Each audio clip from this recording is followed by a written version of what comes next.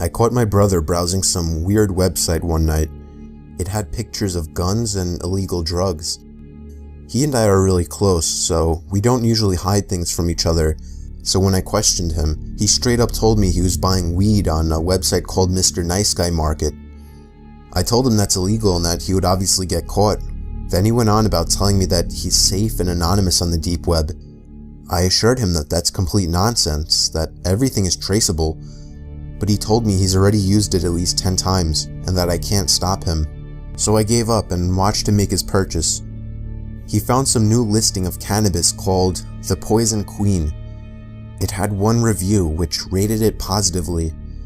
I suggested to him that he find one with more ratings, but he started acting like some kind of pro, telling me to relax. The seller was from the same state as us, which would make for quick delivery, claimed my brother. He did his thing. He used some kind of weird program to encrypt his message to the seller, which included his name, our address, and other info. I reminded him it was a mistake, but he told me everything is fine. About a week later, my brother started getting concerned that he got scammed because there was never any word from the seller. Coincidentally, on that same night, we got a heavy knock at the door. I got nervous that it was the police and that they caught on to my brother's illegal drug purchase, but it turned out to be much worse than just the police. He opened the door, and we were greeted by some sketchy-looking guy with medium-length hair, all fuzzy and messy, a brown, messy beard, a fat belly, and a very obviously fake Rolex on his wrist. He then said my brother's name, and I saw my brother step back a bit. The guy asked my brother if he was the one who bought the weed. My brother didn't know how to answer. All I heard him mumble was, "I thought you would ship it." The guy then started motioning for us to come out to his van. I told my brother not to, but he went out anyway.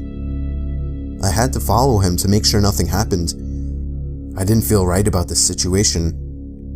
About halfway to his van, I noticed something in the passenger circular window in the back. There was somebody with a ski mask on, barely making themselves visible as they peered out to us. I saw the guy leading us to the van notice him and begin to motion with his hand for the guy to get down. At that moment, I grabbed my little brother and dragged him all the way back in the house. I didn't realize until it was almost too late that the guy was chasing me. I was able to shut the door and lock it. They saw there were no cars in the driveway, so they must have assumed our parents weren't home. The guy started banging and kicking at the door, and by some stroke of luck, a larger man walking with his dog passed by and noticed what was going on. He questioned the guy at the door, which seemed to scare him off. We watched as the van drove down the road out of sight. I was so anxious to tell my dad, even if it meant ratting out my brother, that I ran to my dad's car when he got home to greet him. I then noticed the same van halfway down the block, parked by the entrance of the cul-de-sac down the road. Only for a moment though, before it drove off seconds after I noticed. I haven't actually seen it since, and it's been 3 whole months. I think this was a good lesson for my brother to stop messing around on the web.